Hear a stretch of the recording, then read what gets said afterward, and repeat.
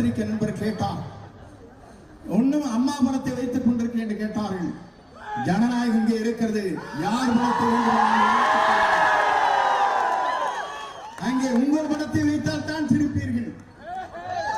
ஆனால் எங்களை போன்றவர் எந்த பணத்தை வைத்துக் கொண்டாலும் அரவணைத்து செல்கிற தலைவராக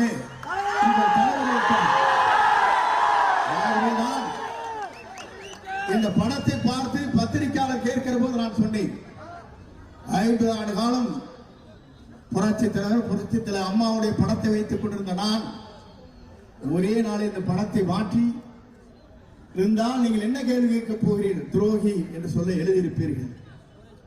துரோகம் இங்கே இந்த தமிழகத்தில், அதுவும் தமிழ்நாட்டுடைய வெற்றி கழகத்தில் எந்த வரலாறும் இல்லை.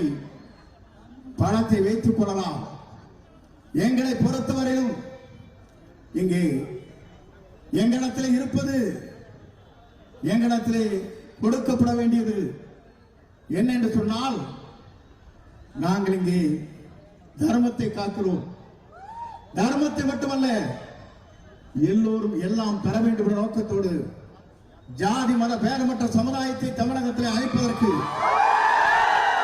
மக்களுடைய கண்ணீரை துடைப்பதற்கு, ஊழலற்ற ஆட்சியை அகற்றுவதற்கு, மீண்டும் மரோ ஆட்சி தமிழகத்தை புனித ஆட்சியை கொண்டு வருவதற்கு இங்கே சுதந்திரமாக நீங்கள் பணி ஆற்றலாம் என்று அவருக்கு என்னை அரவணைத்து சொன்னார்.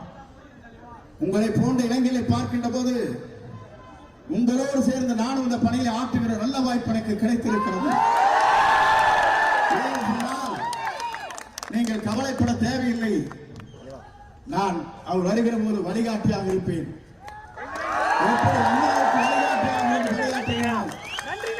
புரட்சி தலைவர் புனித பயணத்தை மேற்கொள்கிறோம், அவரோடு இருந்து பணியாற்றினோம். 3வது தலைமுறையாக இருக்கிற தமிழ்நாட்டுடைய வெற்றி கழகத்துடைய தலைவருடைய தலைமையில் பணிகளை நான் நிறைவேற்றுவேன். ஆகவே இளைஞர்களாக இருக்கிற நீங்கள் இங்கே வருகிற போது அத்தனை பேரையும் நான் பார்க்கிறேன். அத்தனையும் கருப்பு முடிகளாகத்தான் தலை இருக்கிறது. ஏனென்றால் நீங்கள் அசைத்தால் தமிழகம் அசையும். தமிழக மக்களுக்கு பணியாற்ற முடியும்.